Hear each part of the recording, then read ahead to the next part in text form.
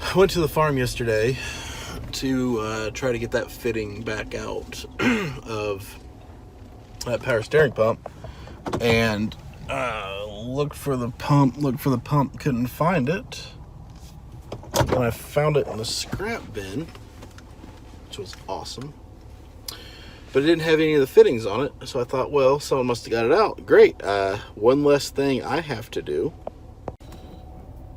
And I found this laying on the workbench, and I thought, well, that is not gonna work, I don't think.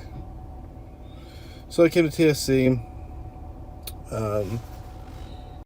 or Tractor Supply to pick up some, see if they had any fittings here. New store hours close at 6. It is 5:58. So here I am at Menards.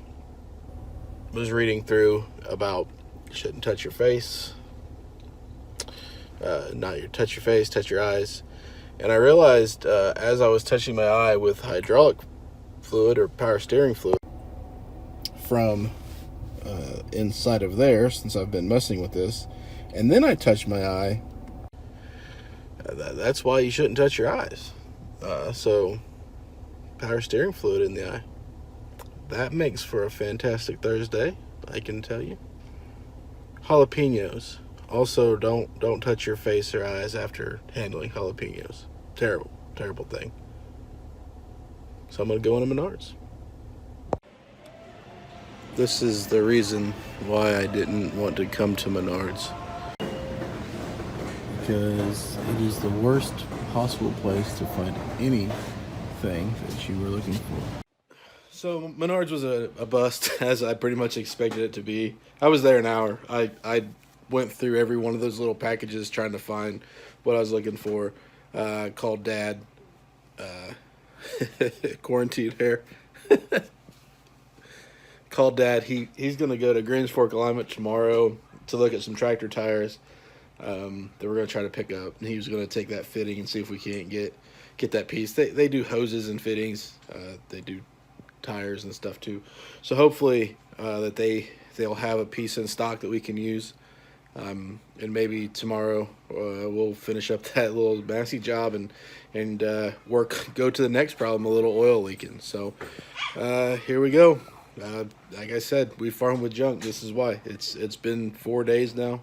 Tomorrow will be 4 days on a project that should have taken about a half an hour.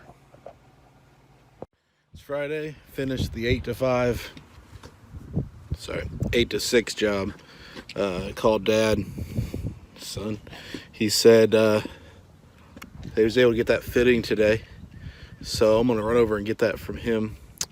He'd said he was pressure washing, so I thought that I would clean up this condor attack that happened on my little runaround car. Got a 2006 Jetta, 240,000 miles, 40 plus miles a gallon. But yeah, so gonna go clean this mess up and then go and try to get that power steering pump put back together.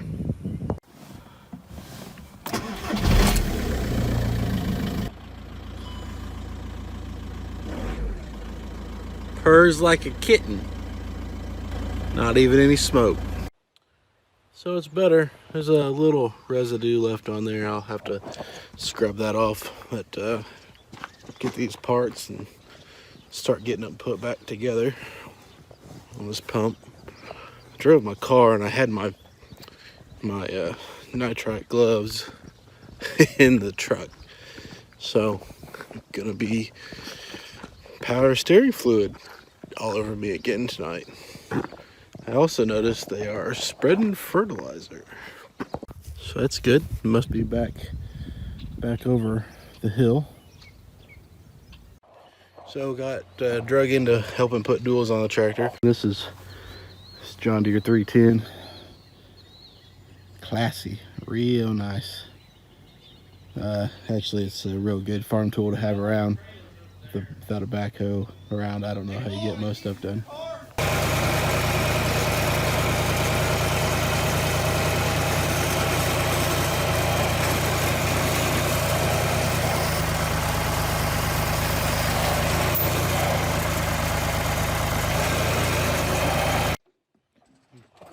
duals and got sidetracked from working on the power steering pump. I got this chained up. We're gonna drive this back over to the Allis Chalmers 7040. Try to get this put on.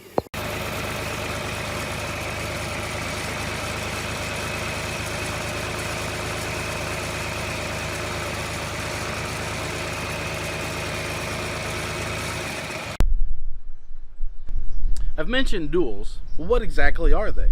Well, a dual is a second set of wheels, as in a triple would be a third set of wheels.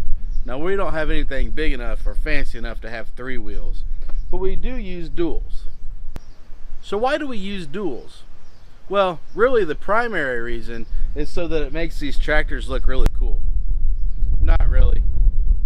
The real reason is that it helps displace weight on the back of the tractor to reduce compaction in the soil. It also helps to increase traction when we're pulling some heavy equipment. There's more surface area touching the ground, which means we're less likely to spin a wheel or slip a wheel while we're pulling. Now, compaction is important because plants like good and light soil so that it can grow its roots down and the plant can come up with the least amount of resistance while being in the ground. So the less compaction we have, the better root system that we're going to have in our plants. There are different types of duals that we use. This setup is a hub dual. You can see that this tire connects to the axle hub. On the other side, the rim is bolted into that axle hub. You can see all the bolts that are used to secure the tire. Also notice that this tire is a full rim, which adds additional weight to the tire. The second type of dual is a clamp-on style. Notice that there's 4 clamps inside of this rim. Also notice that this rim doesn't have a central hub. Now, these duals sit much closer together, unlike the other that were separated out. These sit right on top of each other. Notice the metal in between there? That's the rim that goes inside of the first tire's rim, and then they're clamped together. Notice how there's no central hub, which makes this tire much lighter than the bolt-on style. But there's no magical way to put these on. Well, there is a magical way. It's brute force and sweat. As you saw earlier, even moving them requires heavy equipment. In order to mount these tires onto the tractor, you often have to jack up the rear end of the tractor and use a jack with a lot of power to lift these heavy things up. Now that we have the duals on the tractor, you want to take a ride?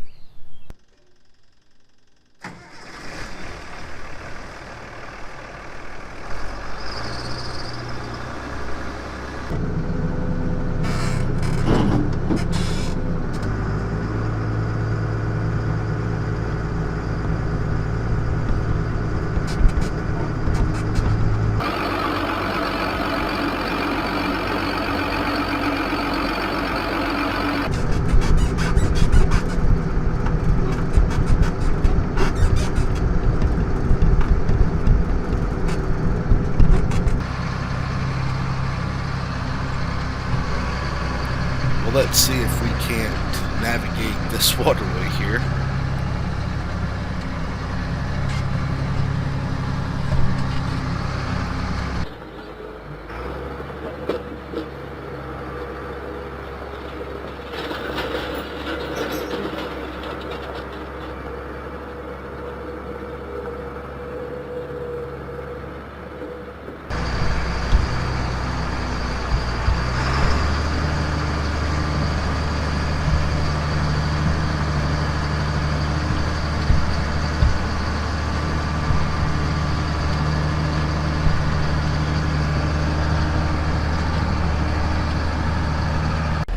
Well, there's no point having this all hooked up and the duals on and the cameras here to not put it in the ground.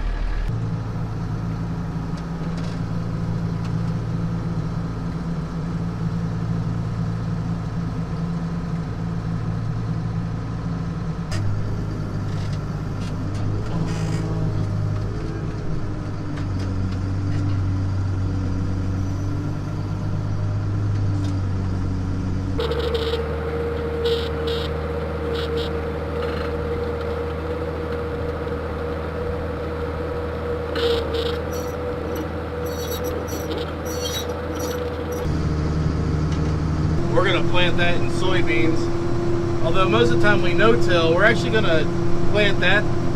There's like 2 acres there. We're gonna plant that in,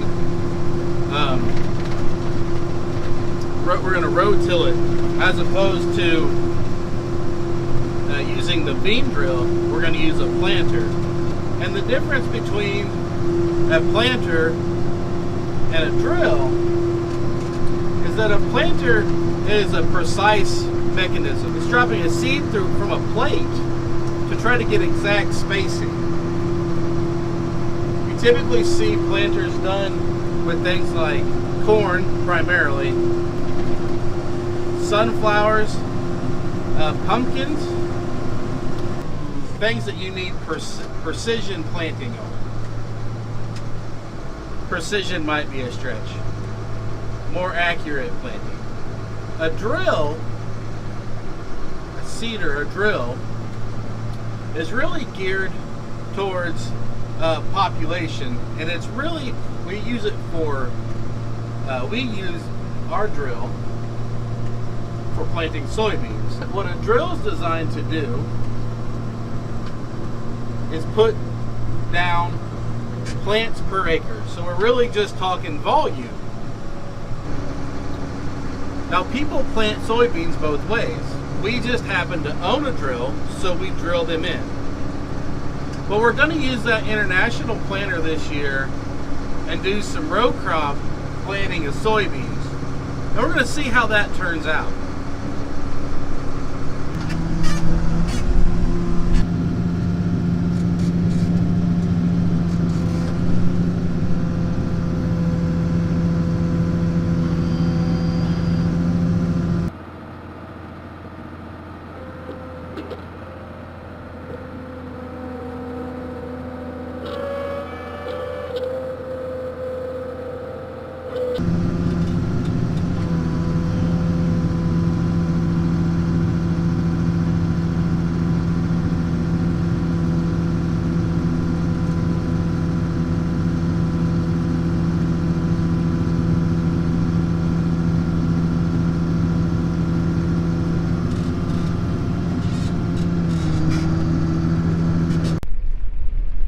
It's raining.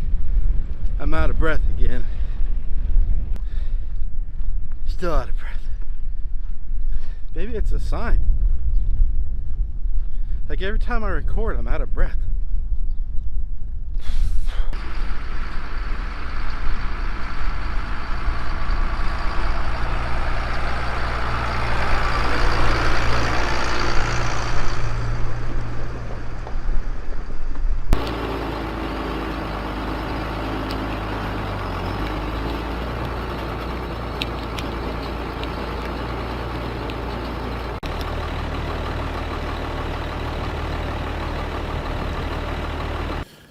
Well, my intent was to work on the power steering pump of that Massey 135 today, but I got pulled into helping put on duals. We're good. We're good. Sorry. So at the end of the day, we got those duals put on. Pretty much wore out after that. They're big tires, and I did look at those fittings. We did get some new fittings in, and I realized they were not the right ones. So I've been doing some research, realized that they were inverted flare fittings. So I ordered both of those. They should be here real soon, and we will get those put into that pump once we get those in here. Have you ever been watching a YouTube video and thought to yourself, man, that guy sounds so weird. His voice is funny. And then you listen to yourself on your own recordings and you go, man, I wish my voice sounded like that weird guy. That's me right now.